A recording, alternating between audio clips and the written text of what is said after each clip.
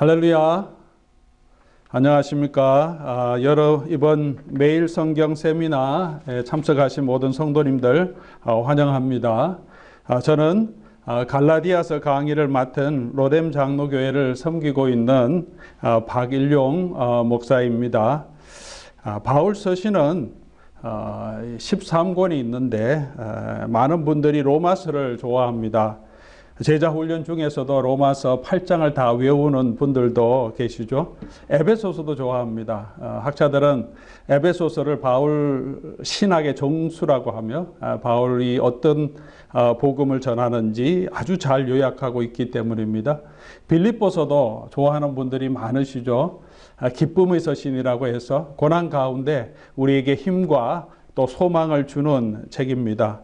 그에 비해서 갈라디아서는 바울 서신 중에 가장 논쟁적인 책이라 그렇게 많이 좋아하거나 또 설교자들이 많이 설교하는 책은 아닙니다. 그러나 이 갈라디아서 안에서는 바울의 감정이 많이 묻어나고 무엇보다도 복음을 떠나려고 하는 우리 성도들의 안타까운 마음, 그 교회를 바라보면서 우리가 사도 바울의 아주 개인적인 모습, 감정, 그리고 복음에 대한 열정을 우리가 배울 수 있는 책입니다. 현대 교회는 무엇보다도 복음대로 살지 못하는 윤리적인 문제를 많이 가지고 있습니다. 사회의 지탄을 받기도 합니다. 그러나 정말 문제는 우리가 복음대로 살지 못하는 것이 아니라 진정한 복음이 무엇인지 우리가 알지 못하는 것이 아닌가 하는 생각도 해봅니다. 누구나 복음을 이야기하는 시대에 우리가 살고 있습니다. 그러나 실제로 우리는 짝퉁 복음도 많고 가짜 복음이 판치는 그런 시대에 살고 있습니다. 이런 시대에 우리가 붙들어야 할 복음이 뭔지 또 우리가 살아야 할 복음이 뭔지를 우리에게 도전해 주는 책이 갈라디아서라고 생각합니다. 우리 9월 두 번째 주까지 갈라디아서를 묵상하면서 다시 한번 복음의 진수를 우리 배울 수 있기를 바랍니다. 제가 하는 역할은 여러분께서 갈라디아서의 내용을 잘 이해할 수 있도록 도와드리는 것이고, 실제로 여러분께서 묵상을 하시면서 갈라디아에서 나오는 바울의 마음, 바울의 복음에 대한 열정, 그리고 그가 얼마나 교회를 사랑하고 복음을 사랑했는지 그 진리의 내용들을 발견해가는 그런 기쁨을 누리시기 바랍니다.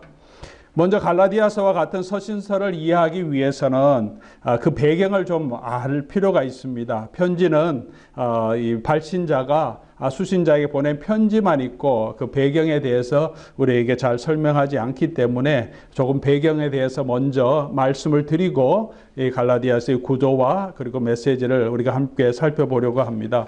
갈라디아서는 누가 기록했습니까? 네, 여러분 다 잘 아시죠? 사도 바울이 기록했습니다. 1장 1절 내용이죠. 하나님 아버지로 말미암아 사도된 바울은 그렇게 말합니다. 그리고 수신자는 누구입니까? 2절에 나오죠. 갈라디아 여러 교회들에게 라고 말합니다. 다른 서신들을 보면 에베소 교회 그리고 고린도 교회라고 단수로 말하는데 오늘 갈라디아서를 보니까 갈라디아 여러 교회들이라고 말합니다. 그 이유는 갈라디아는 한 도시의 이름이 아니라 한 지역의 이름입니다. 로스앤젤레스가 있지만 남가주 캘리포니아 하는 것은 지방의 이름이죠. 도시의 이름은 로스앤젤레스, 샌프란시스코 이런 것도 있듯이 에베소, 고린도는 한 도시의 이름이고 갈라디아는 지방의 이름입니다.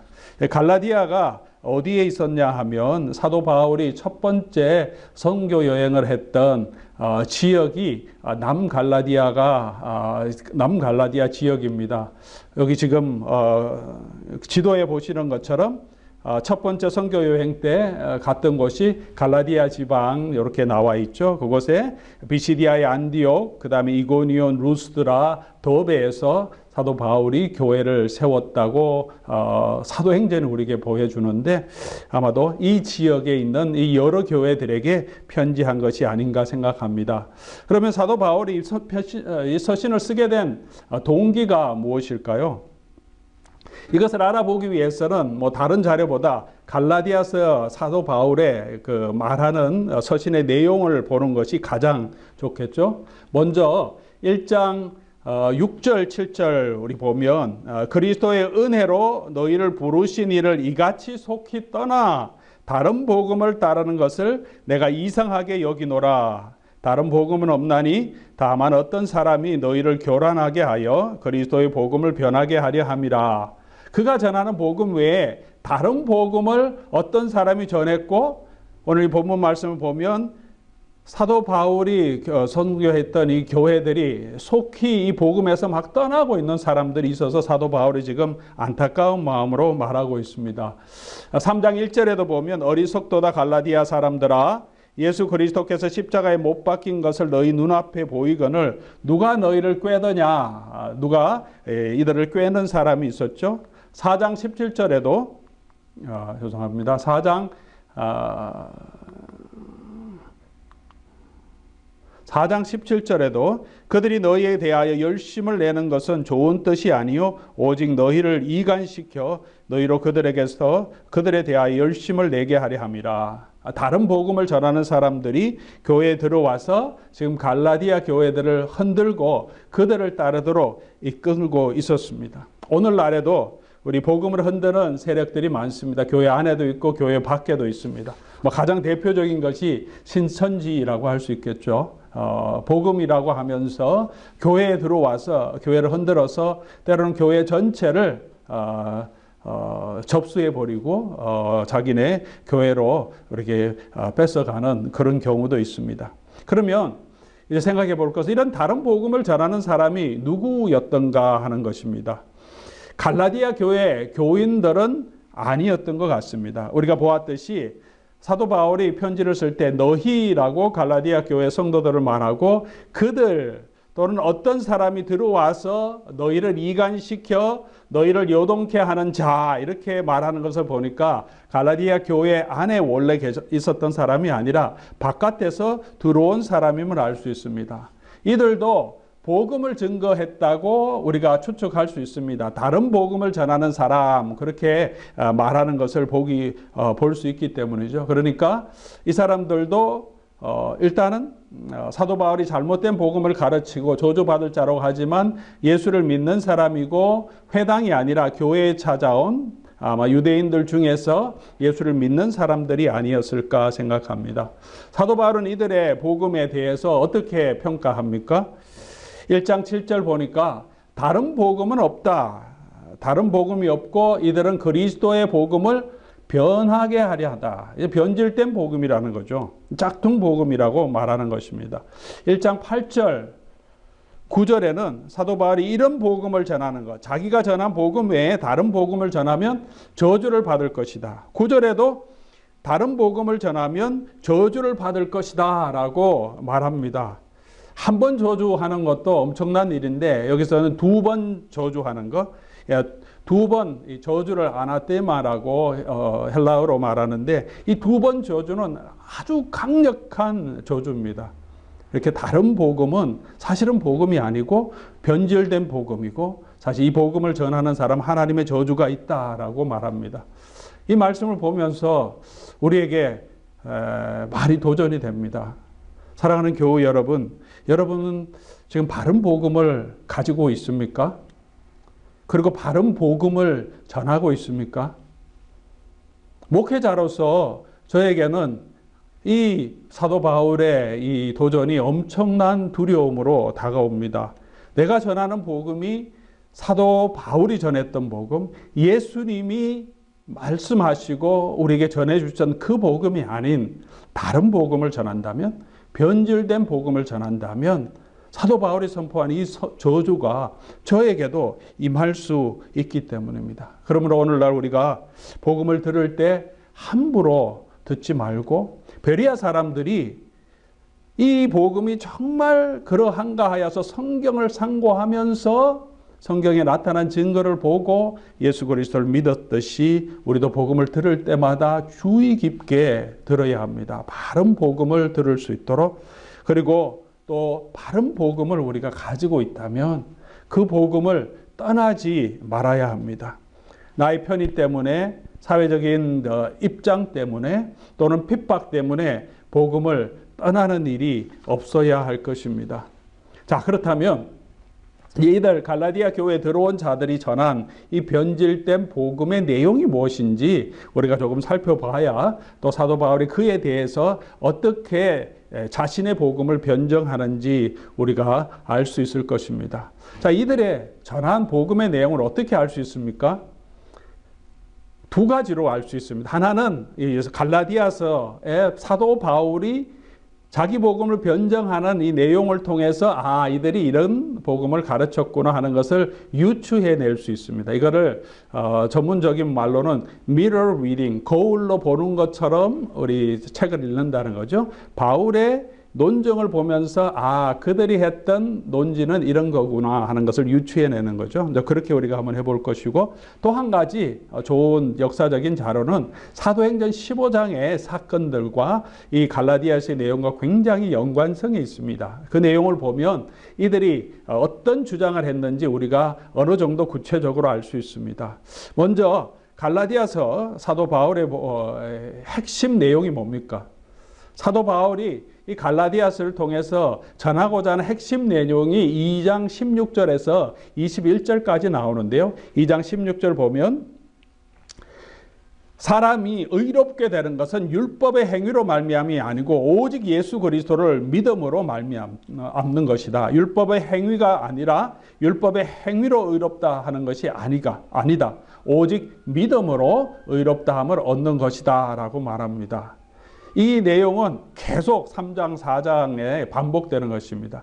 그렇다면 유추해 보면 이 유대 그리스도인들, 이 갈라디아 교회에 들어온 이 거짓 교사들은 율법을 행해야지, 율법을 지켜야지 너희가 의롭게 되고 하나님의 자녀가 된다. 그렇게 이방인들에게 가르쳤던 것을 우리가 조금 짐작할 수 있습니다. 그 율법의 행위 중에서도 이 갈라디아에서 많이 강조하는 것이 뭐냐 하면 할례입니다. 할례.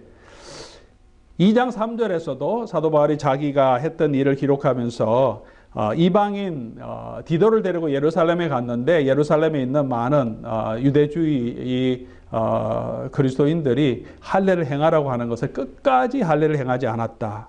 5장 2절에도 사도 바울이 얘기하죠.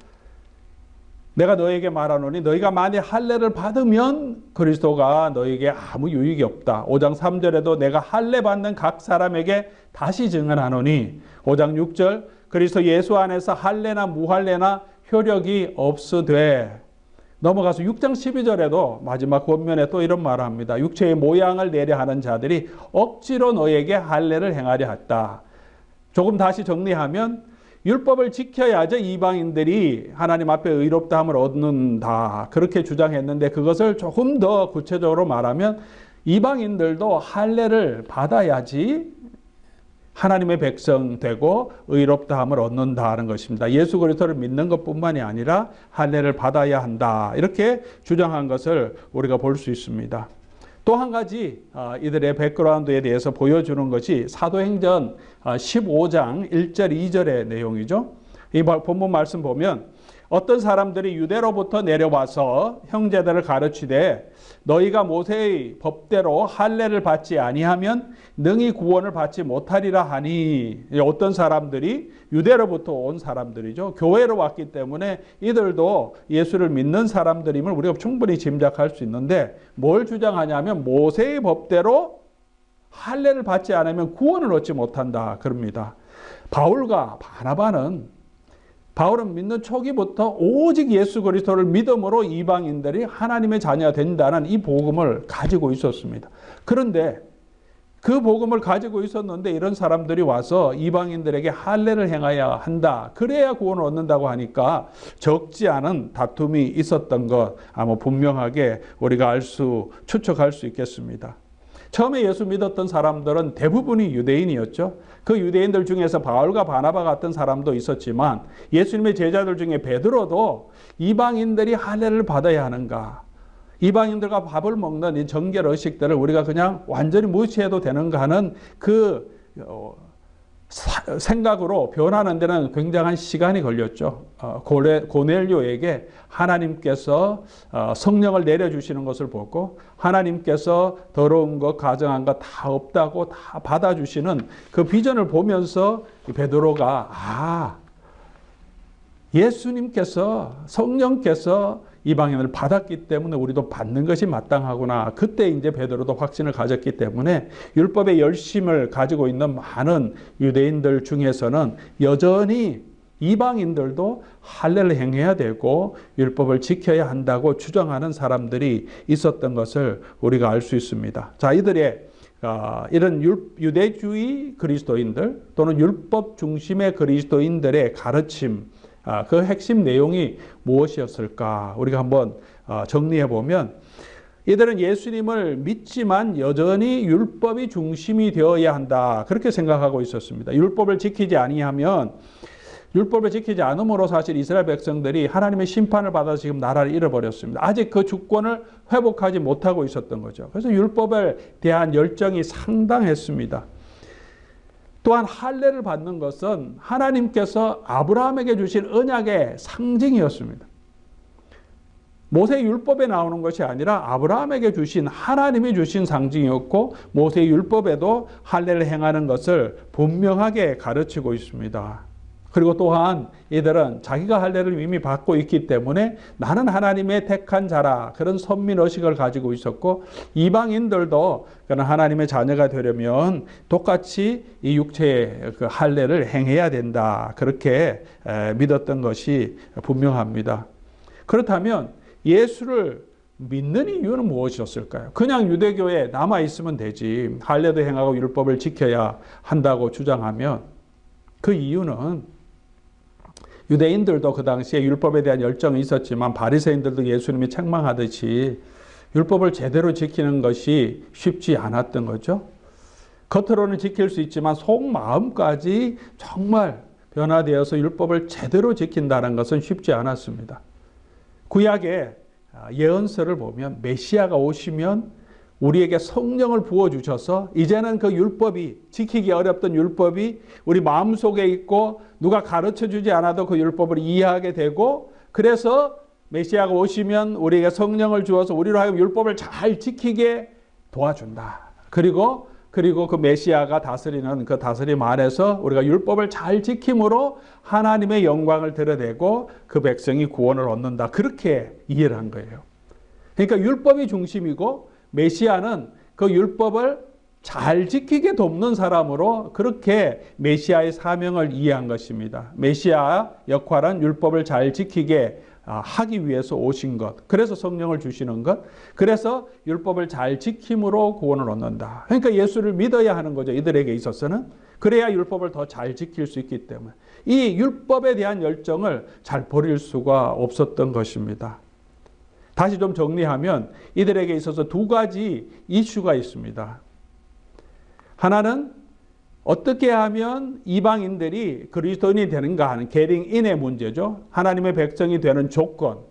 이들에게는 예수를 믿는 것 플러스 할례를 행하는 것, 이렇게 되는 거죠. 유대인들은 이미 할례를 받았기 때문에 그들은 예수를 믿음으로 하나님의 백성, 정말 진정한 하나님의 백성이 되는 것이죠. 그러면 이 이방인들은 어떻게 되느냐? 이방인들은 예수를 믿었고 세례를 받았지만 아직 할례를 받지 않았기 때문에 자, 예수 믿는 거 좋다. 그러나 이제 너희도 할례를 받아라. 그렇게 해서 너와 우리가 똑같이 동등하게 하나님의 자녀가 된다.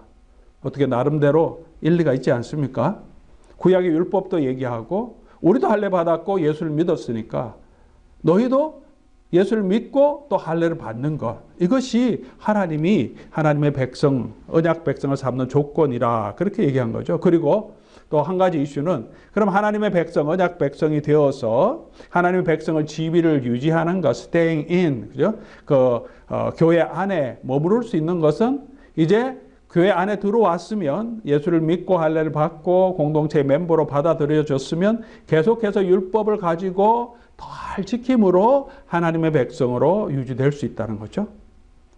그 율법이 육체의 소욕을 이기게 우리를 도와준다는 거죠. 이방인들은 우상 숭배하고 우상의 제물을 먹고 그냥 부도덕하게 많이 살았기 때문이죠. 그들의 삶에서 벗어날 수 있는 것은 이제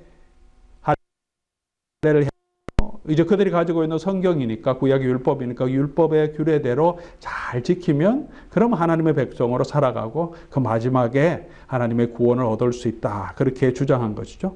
성경도 그들의 주장을 백그라운드를 제공하고 나름대로 그들도 공평한 그 하나님의 백성이 되는 원리를 주장하고 또 육체의 소욕에 대한 여러 가지 그 고민을 가지고 있는 이방인들에게 그렇지 율법처럼 이렇게 뭐 해라 하지 말라 하는 분명한 규례들을 붙들고 있으면 그렇지 우리가 더 거룩하게 살 수 있겠다. 그런 것은 누구나 가지고 있는 생각이죠. 저와 여러분도 그런 생각을 가지고 있을 것입니다.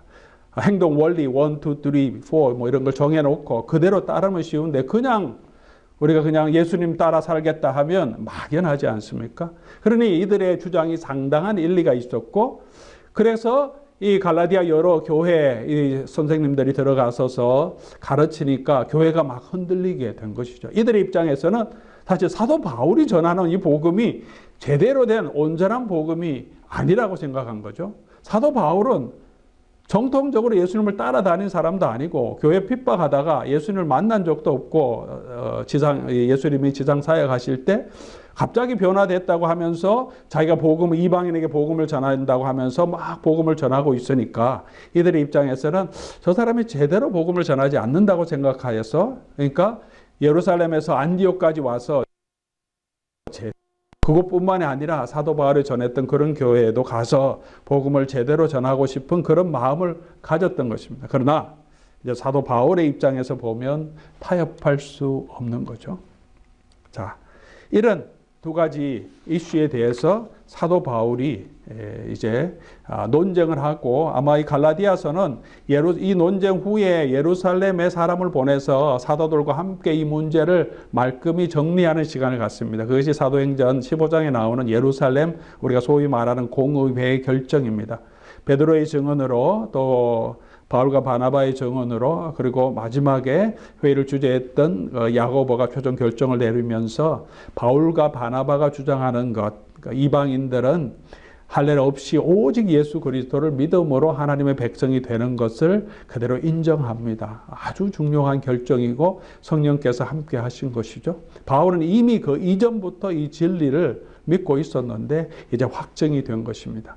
사도 바울이 갈라디아서를 쓸 때 아마 이 예루살렘 공의의 결정 이후에 썼다면 좀 논지가 좀 쉬웠겠죠. 예루살렘에서도 이런 결정이 있었으니까 여러분 너무 흔들리지 마십시오. 이렇게 했을 텐데 그런 말이 없고 자기가 열심히 자기 복음을 변정하는 것을 보면 이런 안디옥에서 사도 바울이 이 유대의 그리스도인들과 굉장히 논쟁하고 있는 그 중에 갈라디아 지역까지 이 사람들의 동료들이 가서 그 교회를 흔들고 있다는 소식을 들었기 때문에 아주 마음이 너무 붕괴하기도 하고 답답하기도 하고 그래서 급하게 갈라디아 교회에 편지를 보낸 것이 이 갈라디아서일 것입니다. 그래서 사도 바울이 예루살렘 공의 전에 한 49년 AD 49년 초경에 섰을 것으로 우리가 보입니다. 자, 이제 갈라디아서 그런 이제 백그라운드를 잠깐 살펴보았고 또 왜 바울이 이 글을 썼는지 또 그 교습니다. 자, 그러면 이제 사도 바울은 어떻게 자기 복음을 변증하고 있는가? 하나는 우리 구조를 먼저 한번 살펴보려고 합니다. 갈라디아서가 어떤 구조로 어떤 논리적인 흐름으로 되었는지 아마 그러면 여러분께서 앞으로 갈라디아서를 묵상하실 때 도움이 되실 것이고 두 번째로 그 논리적인 흐름 가운데서 사도 바울은 자기 복음을 어떻게 변증하고 있는지 그 메시지를 우리가 한번 살펴보려고 합니다. 갈라디아서는 사실 편지이기 때문에 편지는 크게 세 가지로 항상 구성되어 있습니다. 서론, 인사죠. 문안 인사 1장 1절에서 5절까지 누가 누구에게 너에게 무난합니다. 그리고 끝인사가 있습니다. 끝인사는 6장 18절에 이제 마지막으로 내가 너에게 인사합니다. 그렇게 교회에 인사하는 내용이 있고 그 가운데 있는 게 이제 본론 내용이죠. 갈라디아 교회가 복음 안에서 떠나려고 하는 것들을 붙들려고 하는 사도 바울의 복음의 내용입니다. 이 가운데 있는 1장 6절에서 6장 17절까지 이 내용을 크게 나누면 두 가지로 나누어집니다. 하나는 바울 복음에 대한 변정을 1장 6절에서 5장 12절 그러니까 한 3분의 2 정도는 이 논정에 바칩니다. 왜냐하면 이게 큰 이슈, 핵심 이슈였기 때문이죠. 그러나 우리가 기억해야 할 것은 사도 바울은 이 신학적인 이슈, 이 논쟁을 하는 것으로 끝나지 않는다는 거죠. 그 후에 성도들이 어떻게 살아야 할 것인지에 대한 복음에 합당한 삶에 대한 권면을 빼지 않습니다. 이것은 사도 바울 모든 서신에 나타나는 내용입니다. 어떻게 살아야 할 것인지 사도 바울의 관심이 굉장히 많습니다. 바른 복음이 무엇인지, 그리고 우리가 성도가 어떻게 살아야 하는지, 로마서도 우리 에베소서도 고린도서는 전체가 어떻게 살아야 하는지 내용이고요. 빌립보서도 마찬가지고요. 사도 바울의 신학을 우리가 핵심 신학을 우리가 정리하면 오토독스, 바른 신학과 분명하게 바른 삶, 복음에 합당한 삶대로 살아갈 것을 성도들에게 늘 선포하고 있습니다. 오늘 우리들의 삶도 마찬가지죠. 내가 바로 아는 것, 그것만 중요한 것이 아니라 바로 사는 것, 그것도 바울에게 있어서는 복음의 핵심의 한 부분이라는 것입니다. 자, 그렇다면 이제 전반부에 있는 사도 바울이 자기 복음을 이 거짓 교사들에 대응해서 어떻게 변정하는가, 이 부분은 이제 1장 6절에서 5장 12절까지 부분인데 이 부분은 크게 세 부분으로 나누어집니다. 1장에서 2장까지는 사도 바울이 자기 자전적인 경험을 통해서 내가 이런 경험을 했는데 이게 내 복음이 확실하다. 그 다음에 두 번째로는 언약과 율법의 관계 가운데서 옛 언약인 율법과 또 새 언약인 예수 그리스도께서 이루신 이 언약이 성경 신학적인 관점에서 자기 복음의 우월성을 증명하고요. 맨 마지막 부분에서는 하갈과 사라를 비유를 통해서 우리가 이 땅에서 육체만 붙들고 있는 것은 하갈의 자녀고 약속을 붙들고 있는 게 이삭의 자녀다. 이 땅에 있는 거 보이는 육체의 할례가 아니라, 왜냐하면 하갈의 자녀는 이스마엘도 육체의 할례를 행했습니다. 근데 그가 하나님의 약속의 자녀가 아니었던 거죠. 육체의 할례만 붙들고 있어도 되는 게 아니라 하나님의 약속을 붙들고 있는 게 중요하고, 이 땅에 있는 예루살렘이 아니라 하늘에 있는 예루살렘을 보고 가는 게 이제 그리스도 안에 있는 교회에 해야 할 일이다. 그렇게 이 비유를 가지고 복음 안에 쓸 것을 부탁하고 있죠.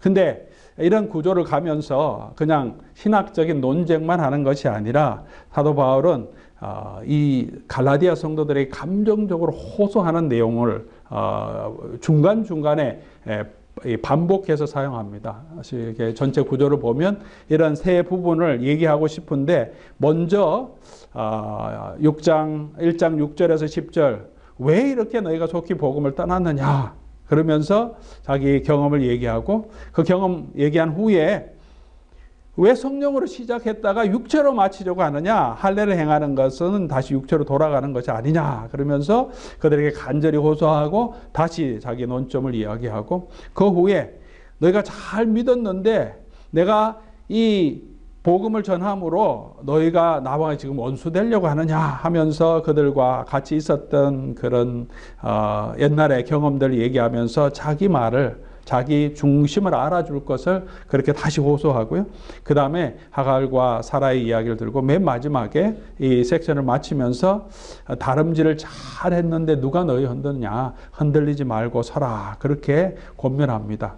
그러니까 호소, 논증, 또 호소하고 논증하고 또 호소하고 논증하고, 이 사도 바울이 이렇게 아주 뛰어난 설교자인 걸 알 수 있죠. 그냥 논지만 쭉 가는 것이 아니라 하나를 설명한 다음에 그래서 이 복음을 붙드십시오, 감정적으로도 호소합니다. 이게 아주 수사학적인 기법을 사용하고 신학자이면서 설교가이면서 또 성도들을 사랑하는 마음으로 그들을 설득해 가고 있습니다.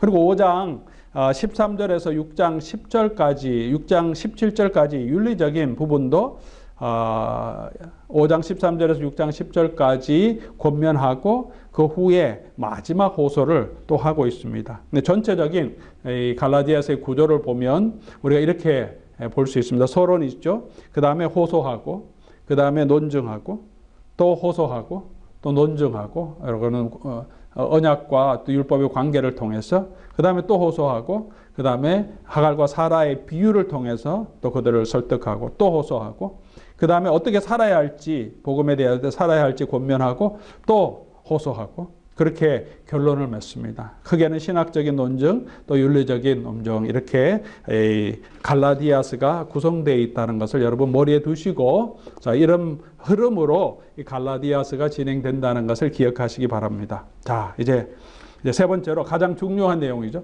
사도 바울이 자기 복음을 어떻게 변정하고 있는가. 먼저는 첫 번째 섹션이죠. 이제 자전적인 자기 삶의 경험을 통해서 사도 바울이 자기 복음의 정통성을 먼저 얘기합니다. 1장 1절에서 2장 14절까지 내용인데요. 세 가지 사건을 들어서 얘기합니다. 첫 번째는 그의 복음이, 예수를 믿을 때 그의 복음은 예수 그리스도의 계시로 직접 받은 거다는 거죠. 사람한테 배운 게 아니다는 거죠. 갈라디아서 1장 11절에서 12절 말씀이죠. 형제들아, 내가 너희를 알게 하노니 내가 전한 복음은 사람의 뜻에 따라 된 것이 아니니라. 이는 내가 사람에게 받은 것도 아니고 배운 것도 아니요 오직 예수 그리스도의 계시로 말미암은 거다. 그리고 예루살렘에 3년 후에 예루살렘에 내려갔을 때도 조금밖에, 아주 두 주밖에 있지 않았기 때문에 이 사도들에게 배운 게 아니다는 거죠. 그건 다메섹 도상으로 가면서 예수 그리스도께서 직접 그를 만나셨고 그에게 사명을 주셨고 이 복음을 깨닫게 해주셨다. 그러니까 자기 복음이 정말 그리스도께 받은 복음임을 증거하는 거죠. 두 번째는 이제 그 후에 14년 후에 디도를 데리고 예루살렘에 내려갔던 일을 기록하고 있습니다. 근데 상당한 압력이 있었는데도 이 헬라인이었던 디도를 할례를 받지 않게 합니다. 3절 말씀 보면 그러나 나와 함께 있던 헬라인 디도까지도 억지로 할례를 받지 아니하게 했다. 5절 그들에게서 우리가 한시도 복종하지 아니하였으니 이는 복음의 진리가 항상 너희 가운데 있게 하려 함이라. 자기가 전하는 이 복음, 이방인들이 할례를 받지 않아도 하나님의 백성으로 완전히 받아들일 수 있다는 이 복음을 붙들기 위해서, 아니 할례 받아도 되고 안 받아도 되는 거죠. 그건 상관없습니다. 예수만 믿으면 구원 얻는 거죠. 그래서 사람들이 하라고 하면 뭐 그래 그냥 그래서 평화를 위해서 할례를 할 수도 있겠지만 안 했다는 거죠. 왜? 그가 전하는 이 복음의 진리를 지키기 위해서. 엄청난 압박이 있었음에도 불구하고 자기가 편하자고 복음을 이렇게 타협하지 않았다는 거죠. 세 번째 있었던 사건은 이제 베드로가 안디옥에 왔을 때 일입니다. 베드로가 안디옥에 왔는데 베드로도 이제 이 복음을 믿었기 때문에 이방인들과 함께 밥 먹다가 유대로 어떤 사람이 온 것을 보고 그들이 유대인들이 이 안디옥 교회에 오는 것을 보고 베드로가 갑자기 그들의 눈치를 보면서 이방인들과 밥 먹던 그 식탁에서 벗어나서 유대인들과 함께 한 거죠. 이걸 보니까 사도 바울이 열을 받았어요. 그래서 사람들 앞에서 이렇게 베드로를 책망하는 내용입니다. 그러므로 나는 그들이 복음의 진리를 따라 바르게 행하지 아니함을 보고 개바라도 그가 존경하고 또 이 초대교회의 정말 가장 중요한 지도자인 개바랄지라도 사람들 앞에서 복음의 진리대로 행하지 않았다. 그렇게 지적한 거죠. 그만큼 사도 바울은 이 복음의 진리에 대한 열정, 그런 헌신을 가지고 있었습니다. 그것이 우리가 이 사도 바울에게 배울 점이죠. 또 우리가 볼 수 있는 것은 베드로도 그 책망을 듣고 가만히 있었어요. 왜? 이 복음이 사도 바울이 지금 말하는 게 복음의 진리이기 때문에 그런 거죠.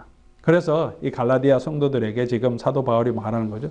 내가 그리스도께서 받은 복음이고 예루살렘에 내려가서도 할례 행하지 않았고 야고보, 요한, 베드로도 우리 복음을 인정하고 화해 약수를 했고 그리고 베드로도 내가 책망할 때 그대로 이 복음의 진리 앞에 순응했다. 내가 전하는 것이 정말 진정한 복음이다. 그렇게 자전적인 경험을 통해서 먼저 설명합니다. 아주 설득력 있는 시작이죠. 먼저 이런 경험, 이야기를 통해서 갈라디아 교회 성도들을 다시 한번 설득하고, 그 다음에 두 번째로는 이제 진짜 신학적인 논쟁을 하는데요. 이 바울 복음의 핵심을 2장 15절에서 21절까지 사도 바울이 말하고 있습니다. 이 구절은 이 갈라디아서 전체의 핵심 성경 구절입니다. 2장 15절에서 그리고 2장 마지막 절까지. 여기에서 사도 바울은 아까 두 가지 이슈를 말했죠. 하나님의 백성이, 헬라인이 하나님의 백성이 되는 조건, 그리고 하나님의 백성으로 지위를 유지하는 조건. 유대인들에게 반해서 우리가 지금 제가 준비한 하나의 묵상의 질문이 있네요. 이 사도 바울이 자전적인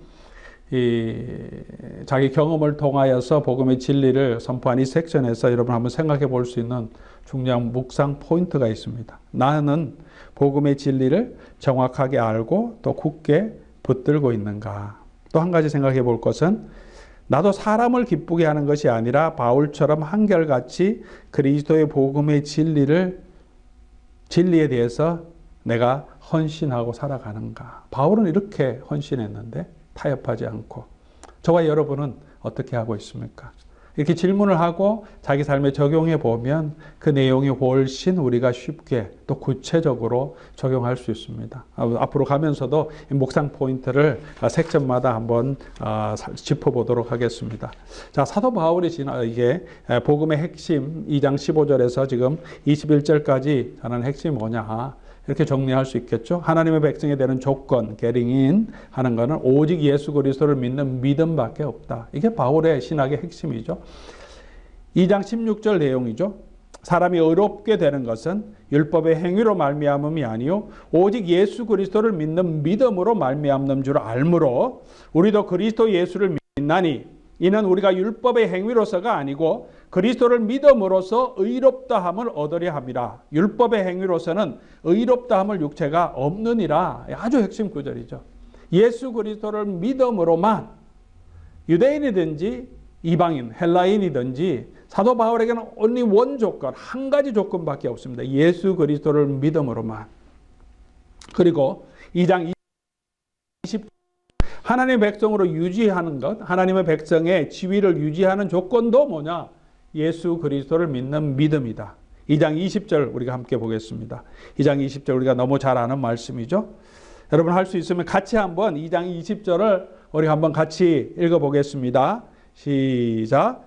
내가 그리스도와 함께 십자가에 못 박혔나니 그런즉 이제는 내가 사는 것이 아니요 오직 내 안에 그리스도께서 사시는 것이라. 이제 내가 육체 가운데 사는 것은 나를 사랑하사 나를 위하여 자기 자신을 버리신 하나님의 아들을 믿는 믿음 안에서 사는 것이니라. 바울에게 있어서는 하나님의 백성이 되는 것도 예수 그리스도를 믿는 믿음으로만, 그리고 구원 얻은 백성으로 자기의 지위를 유지하는 것, 그렇게 살아가는 것도 오늘 본문 말씀 맨 마지막 20절 맨 마지막에 보면 내가 지금 그리스도 안에 사는 것은 나를 사랑하시고 나를 위하여 자기 자신을 버리신 하나님의 아들을 믿는 믿음 안에서 사는 것이죠.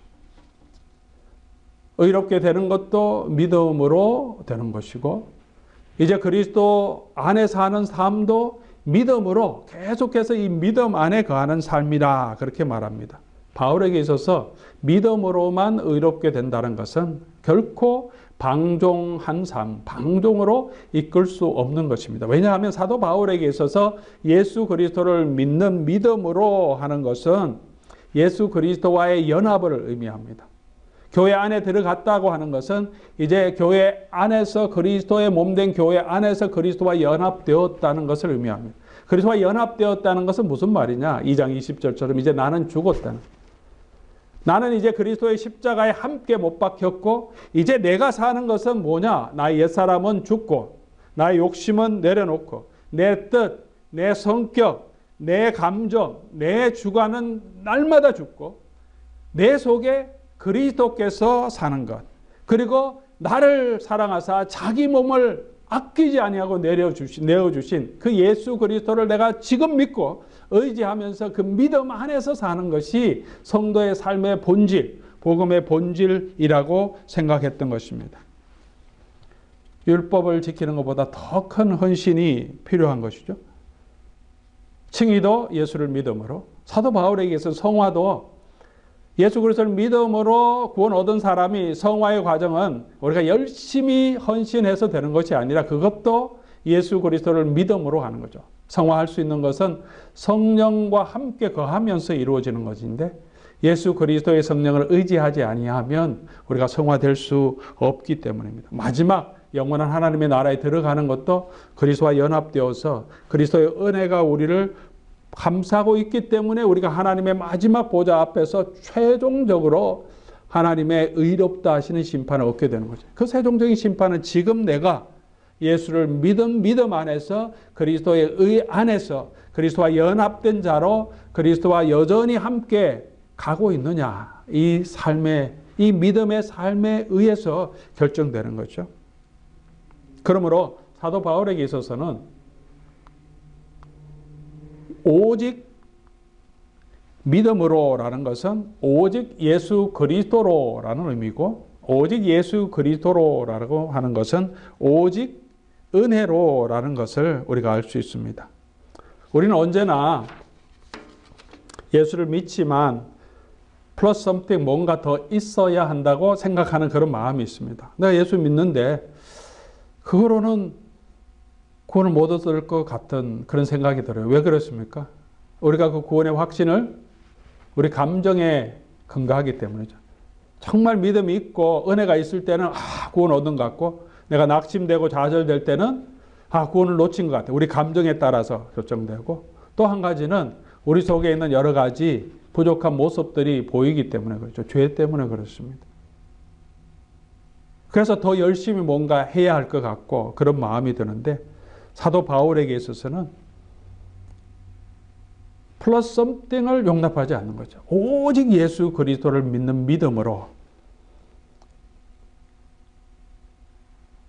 내가 이제 살아서 뭔가 더 열심히 해서 구원을 얻는 것 같다고 생각하는 것은 그리스도께서 이루신 이 십자가의 은혜가 뭔가 부족하다고 생각하는 그런 마음들이 있기 때문입니다. 사도 바울이 강조하는 것은 그리스도의 십자가의 은혜가 얼마나 놀라운지 우리가 그것을 붙들라 하는 것입니다. 우리가 잘 아는 찬송처럼 나 같은 죄인 살리신 그 은혜 놀라와 주의 보혈 능력 크도다 주의 피 믿으니. 사랑하는 우리 교우 여러분 예수 그리스도의 이 복음의 능력을, 이 은혜를 믿으십니까? 내가 아무리 내 죄가 주홍같이 붉을지라도 예수 그리스도의 은혜로 눈과 같이 희게 해주실 그 능력을 믿으십니까? 거기에 내가 보탤 수 있는 것은 아무것도 없죠. 예수 그리스도의 십자가의 그 은혜, 그 은혜로만, 그 예수 그리스도를 믿음으로만 우리가 구원 얻고 그 은혜로만, 그 믿음으로만 우리가 사는 것, 그게 바울 신학의 핵심이고 바울이 증거하는 복음의 핵심입니다. 이것은 바울이 그의 삶을 통해서 너무나 절실히 경험했던 내용입니다. 바울은 율법에 흠이 없도록 살았습니다. 하나님을 향한 열정도 있었습니다. 그런데 그리스도가 없으니까 어떻게 됩니까? 그가 하나님을 향한 열정은 분노로, 그리고 결국은 살인으로 이끌었습니다. 율법의 대로 흠도 없게 살았다고 그가 스스로 말하지만 결국은 어떻게 됩니까? 예수 그리스도의 교회, 예수님을 핍박하고 하나님의 구원을 대적하는 하나님의 원수로 자기가 서 있더라는 거죠. 그리스도 없는 율법은 이런 저주받는 곳으로 가기 때문에 지금 예수를 믿는 이 유대인들이 들어와서 다시 할례를 행하고 다시 율법을 지켜야 구원을 얻는다 하는 것이 사도 바울에게는 얼마나 답답한 일이고 얼마나 안타까운 일입니까? 예수 그리스도께서 그의 보혈로 우리를 대신해서 율법의 모든 저주를 담당해 주심으로 우리를 위해서 이 구원을 이루어 주셨는데 다시 율법으로 돌아가는 건 사도 바울이 뭐라고 말하냐 하면 이제 갈라디아서 5장 4절에 율법 안에서 의롭다함을 얻으려고 하면 너희는 그리스도에게서 끊어지고 그 은혜에서 떨어진 자다. 그리스도의 은혜를 버리고 가는 것이라는 거죠. 또 말하죠. 2장 21절에도 내가 하나님의 은혜를 패하지 아니하노라. 만일 의롭게 되는 것이 율법으로 할례를 받음으로 되는 것은 그리스도께서 헛되이 죽으셨다.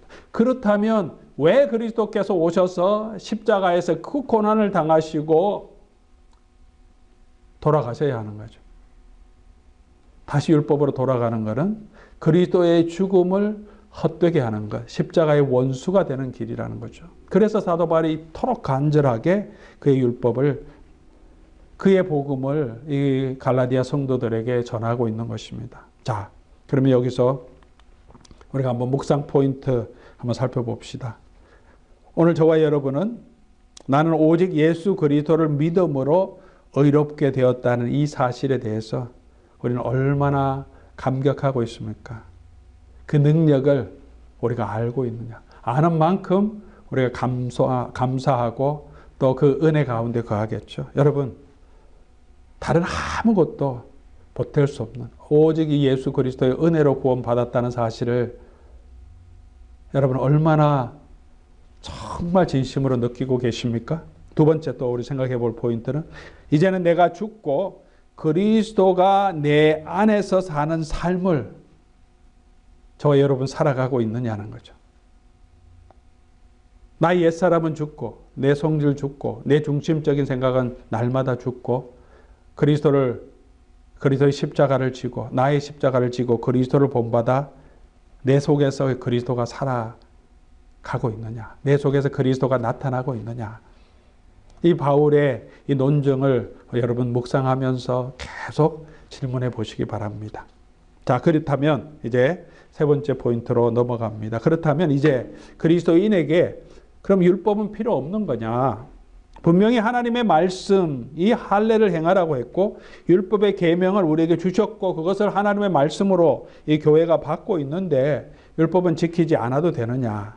이 이슈, 율법과 또 예수 그리스도의 은혜, 새 언약과 옛 언약의 이슈를 사도 바울이 이제 3장, 4장에서 합니다. 시간이 많지 않기 때문에 간단하게만 우리 짚고 넘어가면 이 갈라디아서에서 사도 바울이 하는 핵심 내용은 3장 21절이죠. 율법이 하나님의 약속들과 반대되는 것이냐? 결코 그렇지 않다. 반대되는 게 아니다. 율법을 거부하는 게 아니다는 거죠. 율법의 뜻을 바로 알자. 율법의 목적을 바로 알자. 그런 거죠. 하나님께서 능히 이 율법으로 구원을 얻을 수 있도록, 율법으로 생명을 얻을 수 있도록 주신 것이 아니다는 거죠. 만일 능히 살게 하는 율법을 주셨더라면 의가 반드시 율법으로 말미암았으리라. 그런데 율법대로 지키면 영원한 생명을 얻는데 그렇게 살 수 있는 사람이 없는 거죠. 율법이 잘못된 게 아니라 사람이 문제는 거죠. 근데 3장 19절에 말하죠. 그런즉 율법이 뭐냐? 율법의 목적이 뭐냐? 범법함으로 우리에게 더해진 것인데 천사들을 통하여서 한 중보자의 손으로 베푸신 것인데 약속하신 자손이 오실 때까지 이 율법을 주심으로 이 백성들이 율법의 거울로 비춰보니까 자기가 죄인인 것을 알고 이 죄에서 구원 받을 수 있는 방법이 없는 것을 알고 절망할 때 예수 그리스도를 보면서 예수 그리스도의 십자가를 보면서 오직 그리스도의 은혜로 우리가 구원을 얻을 수 있구나. 그렇게 우리를 그리스도께로 이끌어 가기 위해 율법을 주셨다는 거죠. 그래서 이 율법은 그리스도께로 인도하는 초등교사다. 율법이 중심이 아니라 율법이 주신 목적은 우리를 그리스도께로 이끌어가는 그리스도가 중심인 거죠. 율법을 주신 분이 누굽니까? 하나님 성삼위 하나님께서 율법을 주실 때 창조 때도 예수님이 성자 하나님이 성부 하나님과 함께 하시고 율법을 주실 때도 하나님 성자 하나님이 성부 하나님과 함께 하시면서 율법을 주신 분이 예수님이시죠. 그 율법을 주신 분이 율법의 목적 되신 분이 오셔서 율법의 약속을 지금 이루셨는데 다시 율법으로 돌아가서 살자 하는 것이 잘못되었다는 거죠. 이 율법은 그리스도께로 이끄는 거다. 율법을 보면서 우리가 해야 할 것은 그리스도의 은혜, 그리스도의 사랑, 그리스도 안에서 구원 얻는 이 진리를 발견하는 거죠. 구약의 율법을 통해서, 할례를 통하여서, 제사 제도를 통하여서, 구약의 여러 가지 성전 제사, 성전의 그 제도를 통하여서 우리에게 보여주는 것은 예수 그리스도라는 거죠. 그것이 예수님이 가르치신 것이고 사도들이 받은 복음입니다. 그리고 그 율법은 이 약속들 아브라함과 그 자손에게 말씀하신 건데 이것을 가리켜 그 자손들이라 하지 아니하고 오직 한 사람을 가르쳐 내 자손이라 했다. 하나님께서 아브라함에게 약속을 주시면서 특별히 모리아산에서 이삭을 제사 드리는 그 사건을 통해서 하나님이 계시해 준 게 뭐냐. 내 자손, 복수가 아니라 한 단수 한 자손을 통해서 천하 만국이 복을 받으리라. 그 자손이 누구냐? 예수님이 지금 하나님께서 지금 이 모리아산에서 보여준 게 뭡니까? 아버지가 아들을 대신하여서 제사 드리는 이 사건을 통하여서 하나님께서 구원을 베풀어 주신다. 그렇게 하나님께서 당신의 독생자를 보내주셔서 우리를 위하여 내어주심으로 이 약속된 자손을 통하여서 천하 만민이 복을 받는다. 그러므로 이 예수 그리스도를 믿음으로 약속의 자녀로 오신 예수 그리스도를 믿음으로 누구든지 그리스도와 합하여 세례를 받은 자는 그리스도로 옷 입어졌다. 다른 더가 필요 없다는 거죠. 그래서 유대인이나 헬라인이나 종이나 자유자나 남자나 여자나 다 그리스도 안에서 하나다. 너희가 그리스도의 것이면 곧 아브라함의 자손이고 약속대로 유업을 얻을 자다. 이 외에 예수 그리스도를 믿고 예수 그리스도 연합된 이 외에 다른 아무 조건도 우리로 하여금 하나님의 자녀가 될 수 있게 하는 조건이 없다는 거죠. 오직 예수 그리스도를 믿는 이 믿음만이 이것이 우리가 붙들어야 할 것이다. 이렇게 성경 신학적으로 다시 이 갈라디아 성도들에게 말하고 있습니다. 자, 여기서 묵상 포인트. 그러면 나는 종교적인 몇 가지 행위 이런 것들을 통해서 남보다 내 신앙이 더 우월하다고 그런 우월의식은 가진 적 없습니까? 여러분 어떻습니까? 그리고 그리스도 안에서 믿음으로 형제된 우리 형제 자매들을 인종이나 성별 또 사회적인 지위 관계없이 우리는 정말 그리스도 안에서 서로 형제로 자매로 받아들이고 교제하고 있는가? 여러분 자신 한번 생각해 보시기 바랍니다. 이 복음의 이 원리를 하나님이 그리스도 안에서 이루신 이 복음의 능력을 생각하면서 한번 이 묵상하실 때 깊이 있게 질문해 보시기 바랍니다. 자, 그리고 이제 마지막으로 그러면 성도는 어떻게 살아야 하는가? 5장 13절에서 6장 10절까지 말씀이죠. 그렇다면 율법의 멍에에서 자유함을 얻은 성도들은 어떻게 살아야 합니까? 바울은 자유함을 얻은 성도들의 삶을 그냥 마음대로 살아도 되는 그런 삶이 아니라 어떻게 합니까? 형제들아 너희가 자유를 위하여 부르심을 입었으나 그러나 그 자유로 육체의 기회를 삼지 말고 오직 사랑으로 서로 종노릇하라. 사랑으로 서로 종노릇하라. 이제는 그리스도 안에서 스스로 자기가 사랑으로 섬기는 거다. 왜? 그리스도를 닮아가는 삶을 사는 거죠. 왜? 그리스도를 믿는 믿음 안에 있기 때문에. 그게 뭐냐? 그게 바로 율법의 본뜻이다. 율법의 강령이다. 그 하나님께서 율법에 얘기하신 그것을 율법으로 돌아가서 그걸 이루는 것이 아니라 그리스도 안에 있으면 그리스도의 모습을 따라 살면 성령으로 살면 우리가 그 율법의 뜻을 우리가 이루게 된다는 거죠. 그래서 여기서 육체의 행위와 그 다음에 성령의 열매를 사도 바울이 비교해서 얘기합니다. 우리는 어떻게 살아라냐? 성령으로 행하라. 성령을 따라 행하라. 육체의 일은 works라고 그러죠. 복수로 말합니다. 음행, 더럽고 추한 것, 호색, 온갖 더러운 것들 육체의 일입니다. 율법을 지키고 있으면, 율법을 붙들고 있으면 이런 육체의 이런 소욕이 없어지느냐? 그렇지 않다는 거죠. 여전히 탐심이 있고 유혹이 있다는 거죠. 이 육체의 소욕을 이길 수 있는 힘은 뭐냐? 성령이다. 성령을 따라 행하는 것. 그리고 우리가 성령의 열매는 뭐냐? 성령의 열매는 단수로 말합니다. 육체의 일은 복수, 성령의 열매는 단수. 왜 그러냐 하면 성령의 열매라는 거 사랑, 희락, 화평, 오래 참음, 기타 등등 9가지가 있는데 이게 그리스도의 성품이기 때문에 한 그리스도의 성품이에요. 사랑하는 것, 즐거워하는 것, 화평, 오래 참음, 자비, 양성, 충성, 온유, 절제. 결국 성령의 열매는 뭐냐? 성령이 그리스도의 영이고 그리스도의 영이 우리 가운데 거하시면 우리로 하여금 이런 그리스도의 성품을 닮아가게 하신다. 이것이 성령을 따라 사는 삶이고 육체의 소욕을 이기는 삶. 성도들이 마땅히 살아야 할 그런 삶인 것입니다. 그래서 구체적으로 어떻게 살아야 하는지를 5장 26절에서 6장 10절까지 몇 가지 권면해 주죠. 우리가 그냥 막 사는 게 아니라 이렇게 살아야 된다. 복음에 합당한 삶이 뭐냐? 헛된 영광을 구하지 말고 서로 노엽게 하거나 서로 투기하지 말라.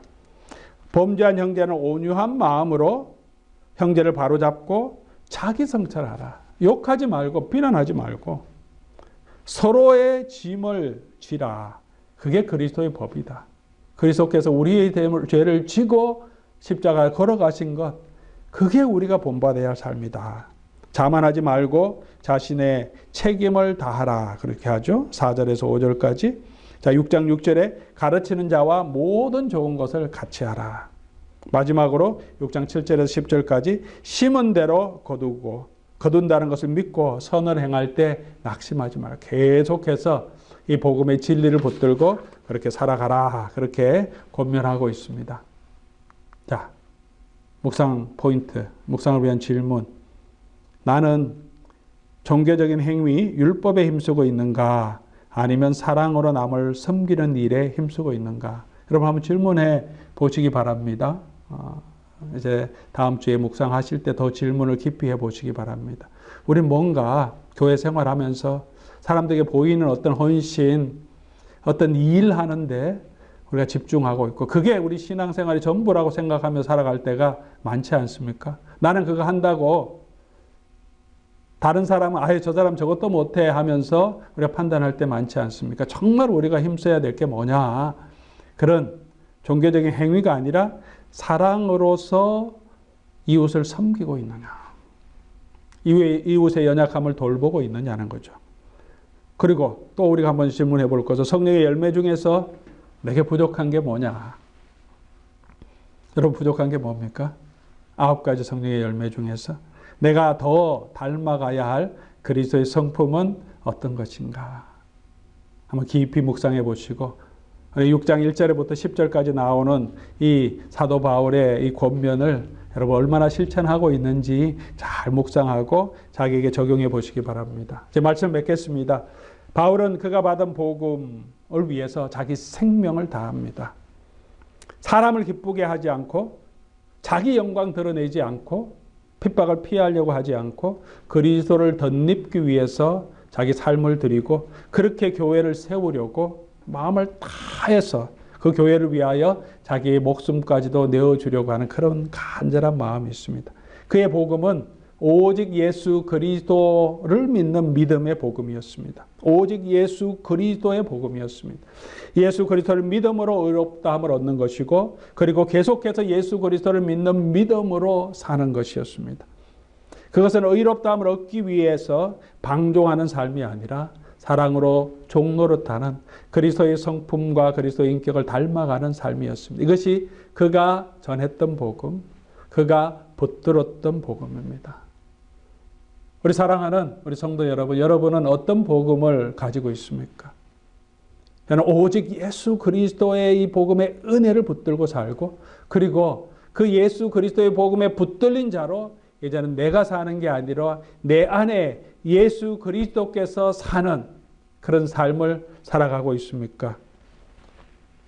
예수님 외에도 내가 하는 신앙, 봉사, 헌신, 노력, 헌금, 수고, 땀, 내가 아는 성경 진리, 성경 지식, 신학적인 지식을 자랑하고 있지는 않습니까? 이 정도면 내가 사람 앞에서도 하나님 앞에서 좀 인정받는 자가 아닌가, 그렇게 내가 한 것을 자랑하고 있지는 않습니까? 때로는 자기가 복음의 진리를 가지고 있다고 하면서도 사람을 흔들고 교회를 흔들고 자기 지식을 자랑하고 다른 사람을 노엽게 하고 교회를 분열시키는 그런 일로 빠지지 않습니까? 내가 하는 일이 정말 복음의 진리를 주장하는 길이면 그것을 확인하는 길은 열매를 보는 거죠. 내가 무슨 열매를 맺고 있느냐. 내가 정말 복음의 진리를 붙들고 있다면 내가 하는 말과 행동을 통해서 사람을 살리고 세우고 그리스도의 성품을 내가 입어가느냐, 아니면 내 자신이 그리스도의 성품에서 떨어지고 내 마음 안에 원망과 불평과 시기와 교만과 자기중심의 생각만 점점 더 세워지느냐. 진리를 얘기하면서 그 진리의 열매가 무엇인지 우리가 보아야 하는 거죠. 우리가 붙들어야 할 진리가 아니었던 거죠. 우리가 결과가 그렇게 난다면 사도 바울이 전했던 이 복음, 그리고 그가 붙들었던 이 복음의 삶을 오늘도 우리가 붙들고 그렇게 살아갈 수 있기를 바랍니다. 그런 것이 이 혼탁한 시대에 우리가 복음 안에서 살아갈 수 있는 그런 능력이 될 줄 믿습니다. 이 갈라디아서를 묵상하는 동안에 우리가 붙들어야 할 이 복음, 우리가 살아야 할 이 복음을 다시 발견하고 그 복음 안에 더욱 세워지는 저와 여러분 될 수 있기를 주의 이름으로 간절히 소원합니다. 우리 같이 한번 기도하겠습니다. 아버지 하나님 감사합니다. 우리에게 예수 그리스도를 보내주시고 나를 사랑하사 나를 위하여 자기 자신을 버리신 그 하나님의 아들을 믿는 믿음 안에서 우리가 살게 해 주시옵소서.